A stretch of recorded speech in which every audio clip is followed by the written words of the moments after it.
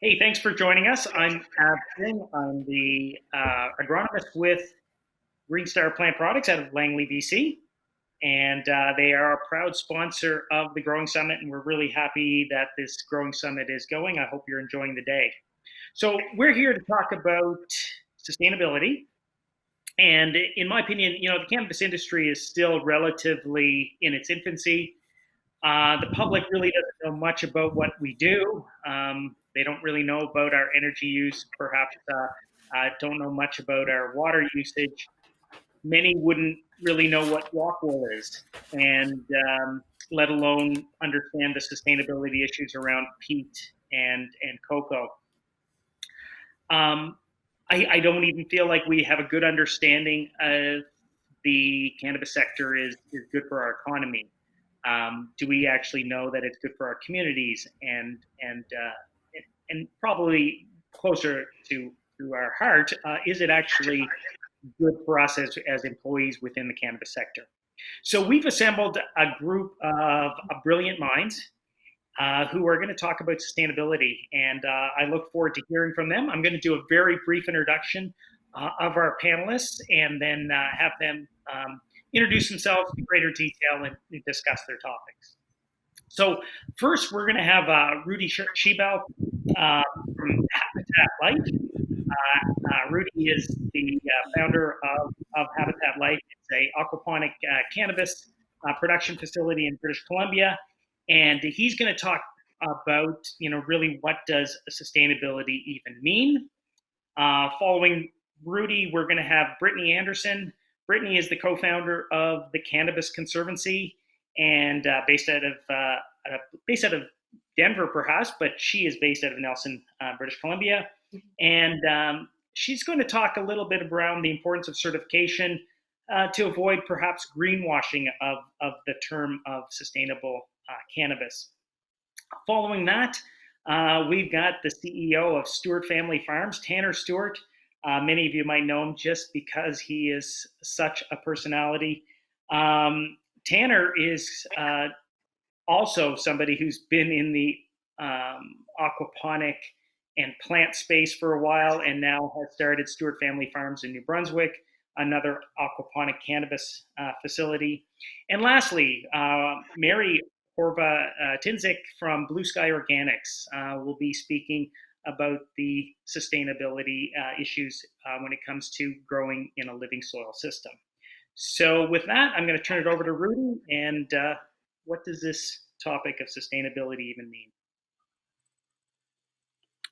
Awesome. Well, thanks, Ab, for the intro. I think just to start off, for people who don't really know what aquaponics is, I'll just give a quick rundown of that. So Habitat Life is an aquaponics facility, so we focus on producing organic cannabis, and then as well in our facility we're producing organic coho salmon. And so what seems like it would be kind of a random combination is really not, due to that the aquaponics technology that we've connected and are deploying in our facility and what we've developed. And so what that really means is that we're creating a whole symbiotic ecosystem in our facility where we have our salmon that are living in a system specifically designed for rearing salmon, and then from that we're collecting all the waste, and what is one organism's trash is another one's treasure in terms of the nutrients that we're able to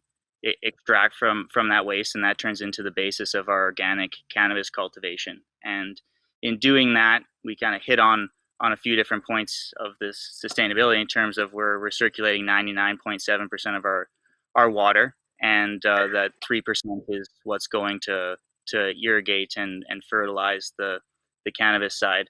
And from that, instead of through one of the problems with sustainable protein production is the CO2 and the pollution that comes from that. And instead of having waste streams from our facility, we actually are utilizing that waste and wasting less, and by doing that producing a lot more. So in terms of this topic, I think you touched on a lot of points that in cannabis specifically, there's a lot of stuff that we're still learning just as an emerging industry. And I think in the world of sustainability, there's a lot of confusion on what does sustainability even mean. You can have 10 different companies that are quote unquote sustainable, and they're all doing something completely different that they're interpreting as sustainable. So I think that's going to be a good point to continue having a conversation around, as I think Brittany will be able to touch on that at a bit more as well. And but ultimately, that our ethos at Habitat, I think, is one of the best ways to narrate and highlight what sustainability means to us and what we've kind of deciphered out of that, and that's really wasting less water, which so water sustainability is a topic on that. Less pollution is another component. So being able to, as I mentioned, waste more, and ultimately you're producing more with less. I don't think ultimately at the end of the day as well, society doesn't really have a production issue. We're producing more and more than what is even required for. I think we produce many times more food, for example, than what society ends up producing. What we have a problem is in society is a waste problem. So I think that's another aspect of sustainability that can be touched on in this a person's or an organization.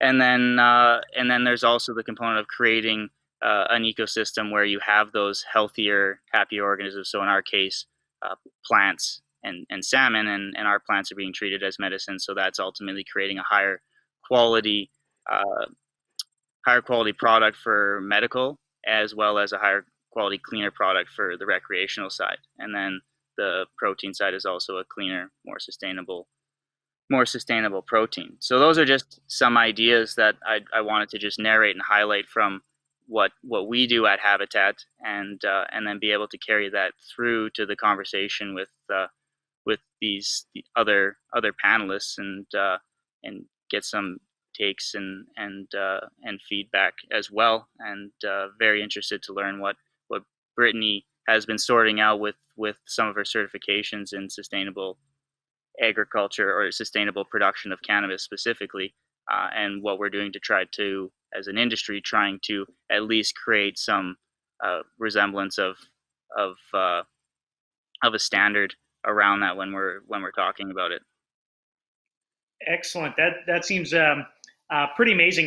99.7% water recovery. That's you probably wonder where that 0.3% has gone, but it's pretty phenomenal statistic, and one that many municipalities would look for, considering water use can be a big issue. So I think that's a great lead into having Brittany speak a little bit more about certification, and we'll turn it over to you, Brittany. Hi, thank you very much. So I'm Brittany, and I'm one of the co-founders with the Cannabis Conservancy. So we have a suite of sustainability certifications for cannabis.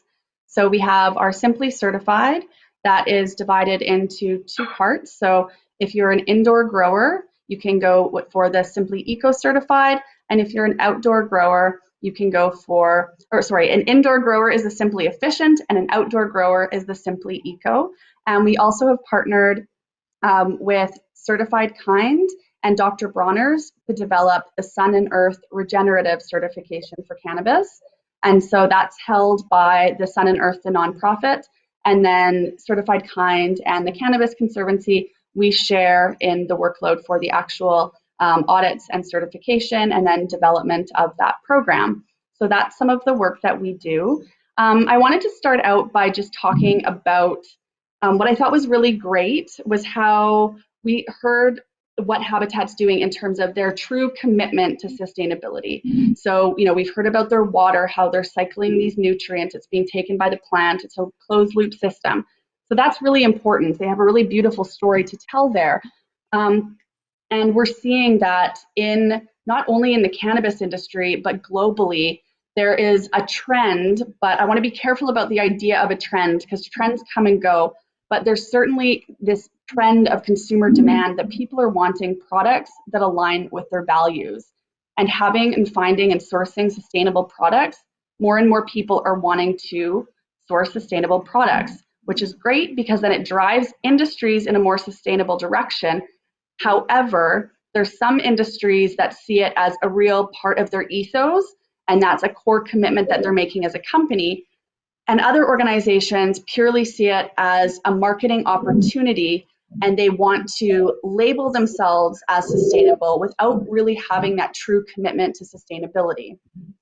Now that's problematic because it means that the industry as a whole is not driving forward in terms of sustainability, but it can also mean that the industry gets a bad name when the stories come out around greenwashing. So what is greenwashing? It's when a company makes claims that their product is sustainable, but then when you really look into it, their product is not sustainable or is potentially actually more harmful than the status quo products. Excuse me. So what we are trying to do at the Cannabis Conservancy is take standards, and we've stepped our standards so that it's a gradual process. We believe that sustainability is a journey, it's not an endpoint, and that we want to bring everybody on the sustainability journey with us, because we truly believe that it's better that we all try to incrementally improve rather than just trying to get to a certain place. We want to be doing continually improving what we're doing. So what are the benefits of sustainability certification? So first of all, when you actually look at your entire system, you start to see that when you're looking at it through a sustainability lens, what can actually happen is you can find efficiencies, but also cost savings, which can be really important for that bottom line of your company. When you're also looking at that sustainability and lens, it helps to create innovation within that company as you're seeing, problems that you want to solve, and how can you do that to be more sustainable. And that can also create more employee commitment within your company. And it also, sustainability certifications also build that consumer trust, because they know that an organization is actually, it's been verified through a third party that what they're doing is actually what they say that they're doing. And so with us, we do on-site audits. So we're able to review the policies that people provide us. So they tell us what they're doing. And then we also ground truth that. So we're on the ground, we're looking at their systems, we're talking to their employees, and we're making sure that what they say they're doing, they're actually doing, and those are in alignment with the standards. And so we have developed this as a global certification. So we thought that that was important, as the Cannabis Conservancy, or as the cannabis industry develops, we know that there's eventually going to be trade with cannabis. It's going to be across national lines. And so we wanted to build a certification that would mean if the cannabis that you're purchasing comes locally but has that certification, you know what that means. But also if it comes from a place far away, that there's that component as well, that you actually know what the values and the ethics are that went into the creation, the growing of that product. And so our certification, there's a lot of organic certification out there, but when we look at organic, we don't feel like it's enough, particularly when we think about how cannabis is produced. And it's produced quite differently than different agricultural products. And so within our system, we look at the energy, the water, and the waste. So I thought it was really important what was brought up last time in terms of, we don't have a production problem necessarily, but we do have a waste, and we also have a distribution problem. And so by looking at not just one component of your system, but all of your system, we're able to make these incremental improvements, which help your bottom line, but then also drive sustainability, because that's not, a trend for now. As we're seeing climate change and water scarcity, this is going to become more and more important. And having third-party verification that organizations show what they're doing is, actually been verified by a third party, so that consumers can have that trust, I think is going to be really important. And the last thing that I wanted to talk about was just that what you're doing with this is also, you're creating these habits within an organization. So if you think about habits in your personal life, we've seen a lot of these trends. So first of all, you might not have thought about, switching off the lights and, as you leave a room, or when you're leaving your house, turning down the thermos. But as soon as you make that switch and are consciously ensuring that, the thermos is either automatically turned down when you're leaving, or it's a conscious decision to turn all the lights off, you're decreasing your costs, but you're also ensuring that the load, for your neighborhood, that you're doing your part. You think about, 10 years ago, most people would, automatically just grab a plastic bag when they were shopping. And now we're seeing, that consumer trends that, now you're refusing that plastic bag more often than not. And then these just become really simple habits. And so then when you look within your organization, the habits that you're able to make on a personal level, that's a great effort, but on a company level, that has an even bigger impact. And then when you look at the industry impact, that can be quite huge. And then if you see how cannabis can then influence other industries, I think that we can really see how that can be a big game changer in terms of sustainability. So yeah, thank you. And I'm really excited to hear what everyone else has to say, and if anyone has any questions for me. Great. Before I jump to Tanner, I do have a question. I just wanted to, we've got Tanner to follow up, an aquaponic cannabis business in Atlanta, Canada, and you've got RUDI at Habitat in British Columbia. And let's say, for example, they're both going for organic certification. Do you feel like organic feed, for example, that they're using for their fish, is that something that you would focus on, where that feed is coming from, whether that organic feed is coming from China or coming from Alberta? I look at perhaps rock dust or kelp. These are ingredients that we often use in like a living soil, but are they traveling from far places? Is that the type of depth that the Cannabis Conservancy gets into when they do their standards? Yeah, so that's also really interesting when you think of like bat guano or cocoa, which are also things that are commonly used that can have, a fairly large sort of environmental footprint. So within our standards, within our Simply standards, our suite of standards, we do have part of it's that purchasing policy. And so people are actually looking at the purchases and the decisions that they make within an organization and trying to then always apply that sustainability lens. With our regenerative certification, Sun and Earth, in terms of inputs, there's actually a threshold of those inputs that must be created on farm. So what we're trying to do there is to make sure that as many inputs as possible are from the farm itself or from neighboring areas, to try to avoid those GHG emissions or the impact that it has when you're sourcing products from China, or other places that are far distances, and then shipping them on to the property. There's a large environmental impact within that as well. And so trying to keep things as localized as possible, as sustainable as possible, I think is always the goal. Absolutely. If there's if I can, I got a question on some of that, which just relates to it, because one of the issues, we are organic certified, and I do think there's a lot of I'd say portions of the organic certification that's really that's good, but there's also portions of it that is created kind of just a marketing tool that's not really about. It's about being organic certified. It's not really about, is that a more sustainable approach or a better approach to doing it. Mm-hmm. And some of it even disregards like better science, so to speak, in terms of for example, having healthier, stronger plants. You can have plant produced auxins or hormones for rooting, which increases your yield and health of the plant and health of the system. But because you're using a hormone, even though it's plant produced, it's no longer organic. But in terms of sustainability, it's something that we can use to create and produce through our own processes, and basically because the organic certification doesn't allow us to do it, we're not allowed to do it. So that's just one example of where the organic certification kind of kneecaps some of your ability to actually continue to improve and produce and kind of merge science with or the new science with more sustainable ways of growing, and with sustainable certification, I think that you've done a really good job of capturing all the different elements of what it takes to be sustainable and put that in a box. With that certification, are you looking at a lot of the angles of not just disregarding or allowing some of these future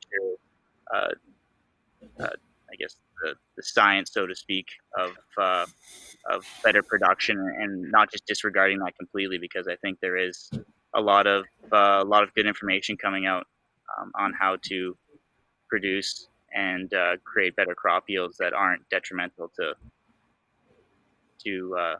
the environment.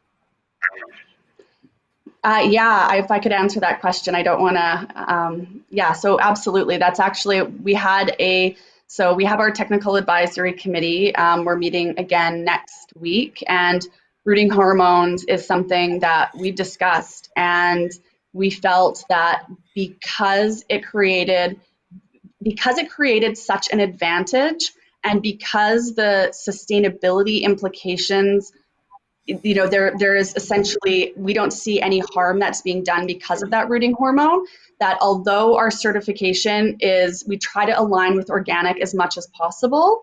And again, organic's a small part of our certification, but where we really feel that there needs to be deviation are things like rooting hormone, where we don't think that it's justified, that it's not to be included when the benefits of it far outweigh any perceived issues that we've been able to see.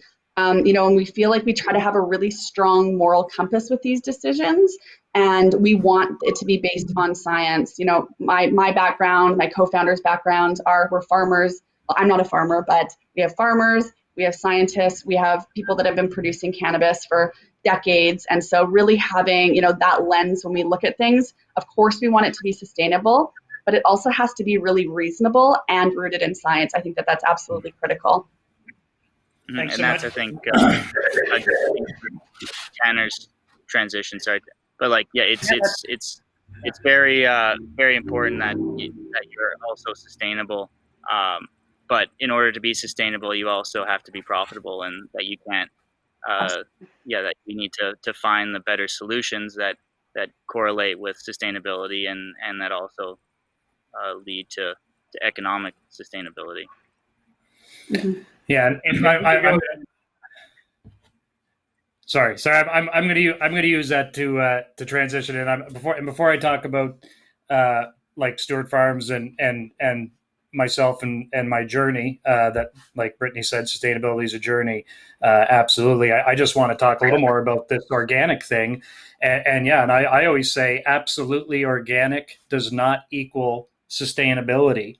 And in many cases, it can, like Rudy said, it can be exactly the opposite. So when we take a macro view of sustainability, if you remove all the variables, and there's a lot, and you look at it from a energy perspective or a conversion rate, right? So it's how much energy, and that can encompass everything, that term energy. So labor, materials, electricity, right, which is the most common form of what people think when they think energy. And it's how many units of energy am I putting into my product to get X amounts of units of energy back out. So that's, and the goal is to have that level out, right, or become equal. It's never, perpetual energy machines don't exist for a reason. So there's always a little more energy going in than you're putting out. But if I break that down to another example, which is obviously very close to Rudy and I's businesses in aquaculture, well, it's fish farming, right? One of the number one metrics in fish farming is feed conversion rate.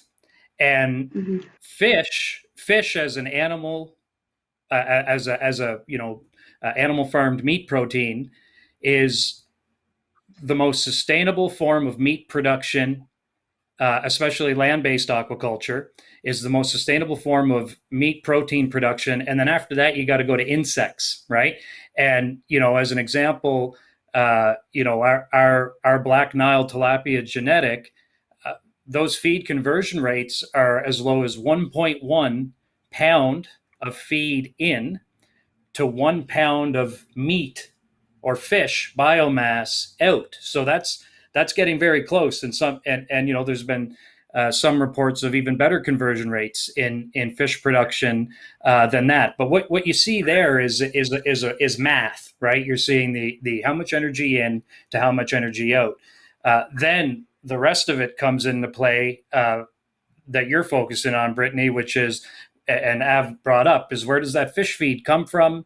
You know, what's in it? What are the ingredients? How sustainable are those ingredients? So that's kind of outside or the next level of that.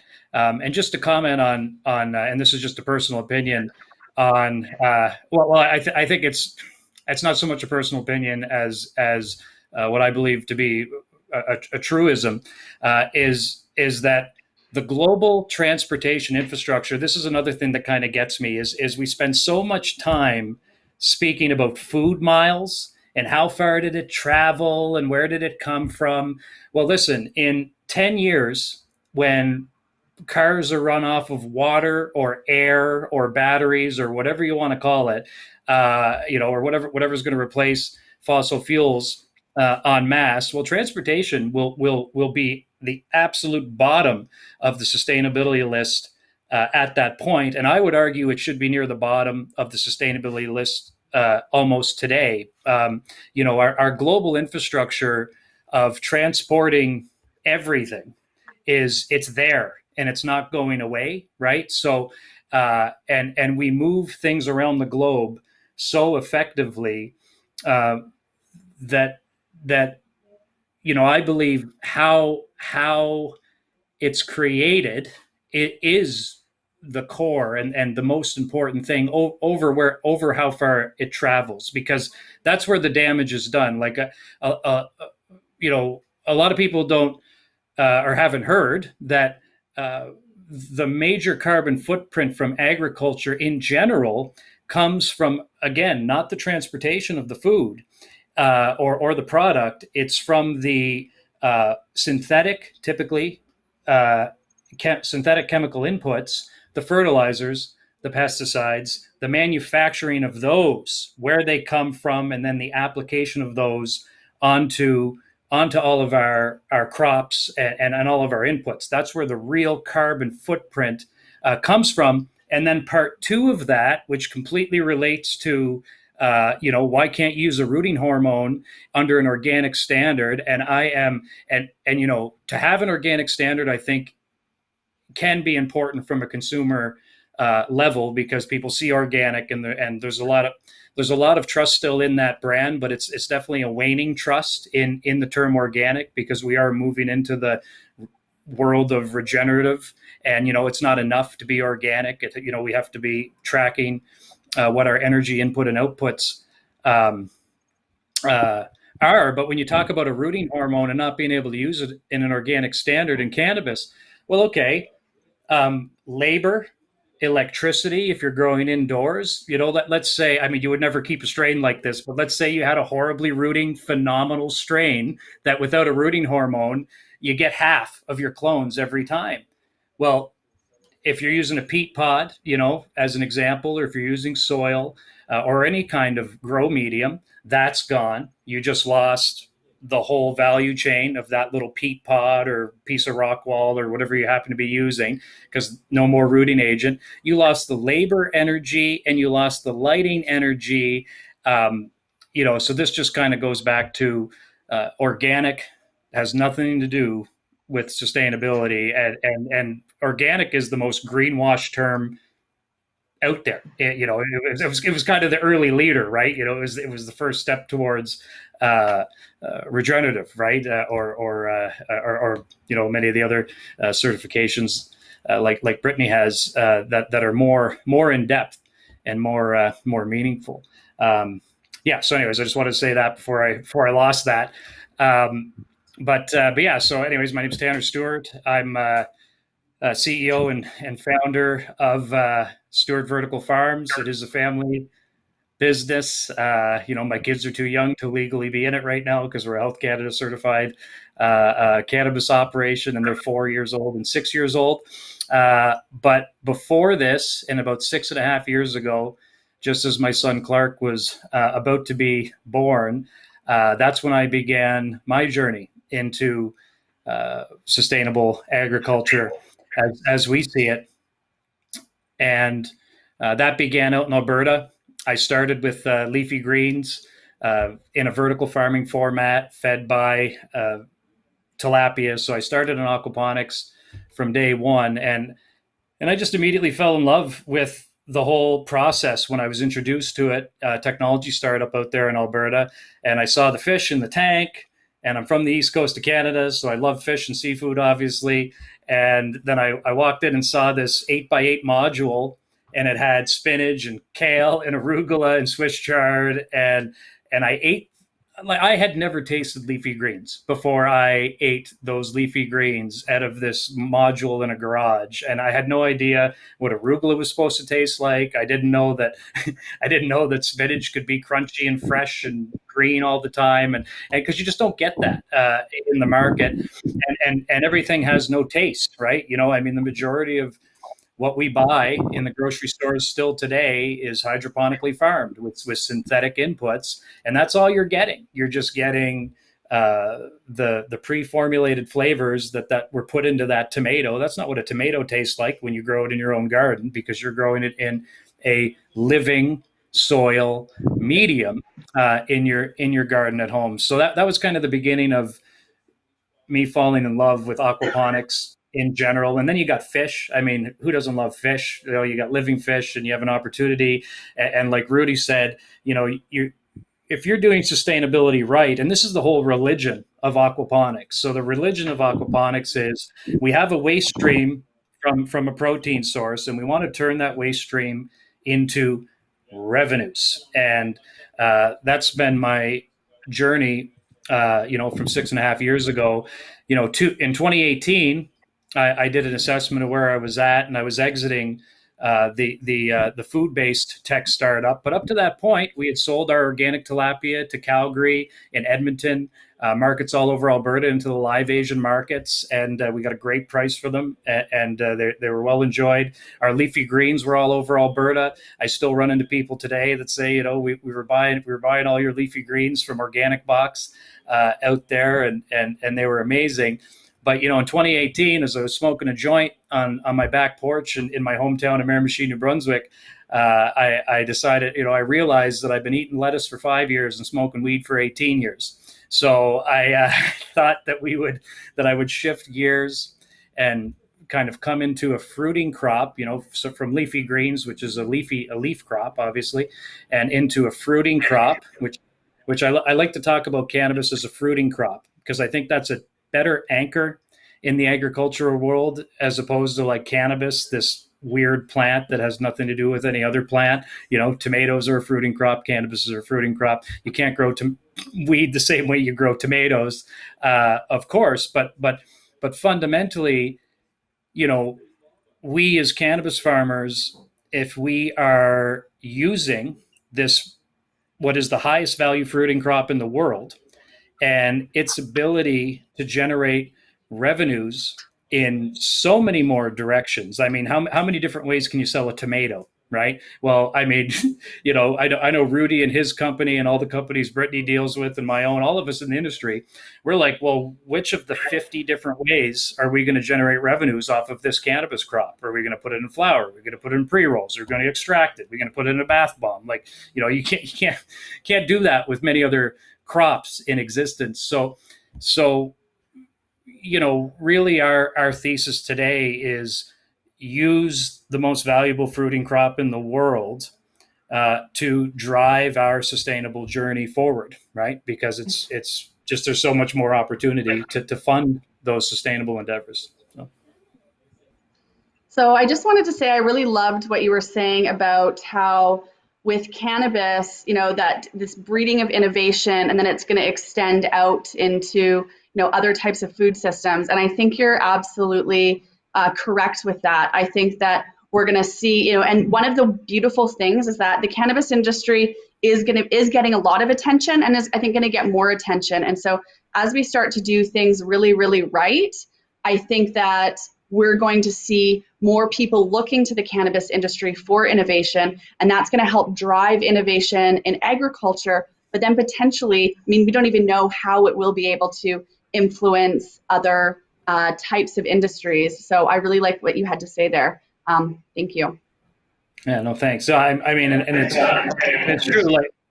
I see, I see cannabis as the tip of the spear for agriculture innovation, right? And it's you don't have.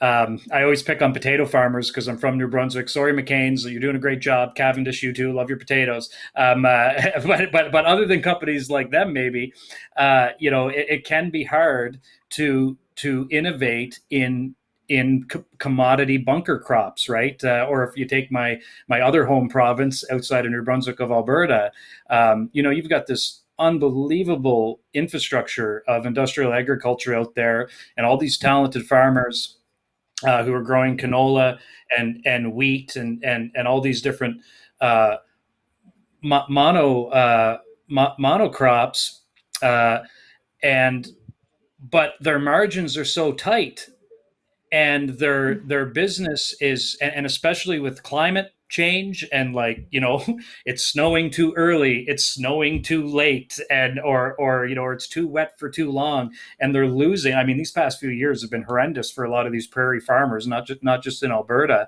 but you look at all those stresses on these farmers outside of cannabis. They only have one client. They have one client, and they have tight margins. And then when you go to them, and it's really easy for for activists or media to be like, these guys need to not farm like that, and they're destroying the earth and whatever. But it's more complicated to that. These are business people who for the most part, they all have families, they all have bills to pay, they all have overheads, and they want to. I've talked to lots of these farmers from the dairy industry, even right to the canola industry, and they want to farm regeneratively, right? These guys know what regenerative farming is. They know what living soil is, right? But what industry is going to be able to give them the answers on how to do that, in an economic and feasible way, and then how are they going to be supported in that 3, 5, 6 year transition from a chemically addicted dead soil, synthetic chemically addicted dead soil, over to a living, more robust system. And I think our industry, Brittany, and you're in it, and Rudy, we're preaching the same too. What other industry has a better shot than us to kind of give that back, right? Let me try to get. Mind if I'm just trying to get Rudy back into this conversation, and wanting to talk about the majority of cannabis that's being produced is still being produced hydroponically using synthetic nutrients. I think there's 3 companies that are kind of tackling on aquaponics. Maybe a handful of companies that are using a living soil. Now that we have some more outdoor cultivation, there's increasing some soil-based cannabis cultivation. Rudy, where do you think we're going to be going with this increasing sustainability of cannabis cultivation?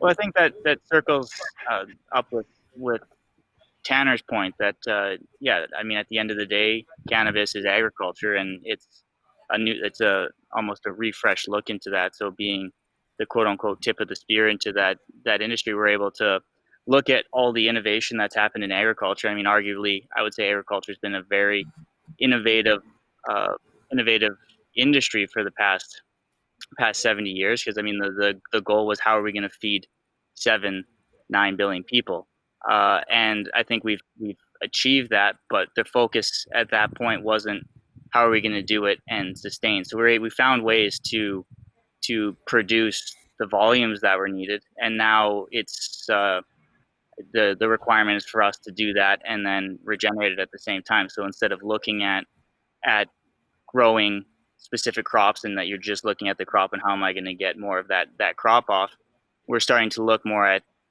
agriculture being a part of the natural environment around us, or if you're creating it in an indoor environment, that you're creating a mimic of that outdoor environment, so you can take the pressures off the outdoor environments. And I think that yeah, we're starting to really understand that in aquaponics.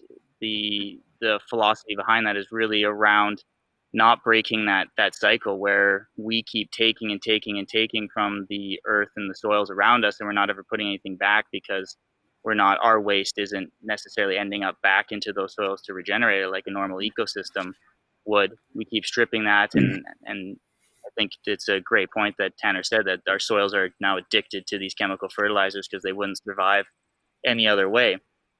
And innovation, I think, is going to come from outside of that. A lot of the innovation that happened inside of agriculture is very focused on those production methodologies, and I think it takes a new and emerging industry on both the crop and the technology behind it to really get a fresh start on that and invest into methods that are going to take that philosophy of how can we produce a lot of that nutrient fertilizer on site. And a lot of that means that you need to diversify your farm and have something that's you're feeding and that's producing those base building blocks for life, and then fostering and facilitating that life to break that down into fertilizer and then kind of rinse and repeat that. So aquaponics for us was the perfect way to encapsulate that, and where we wanted to put our full force into investing and developing.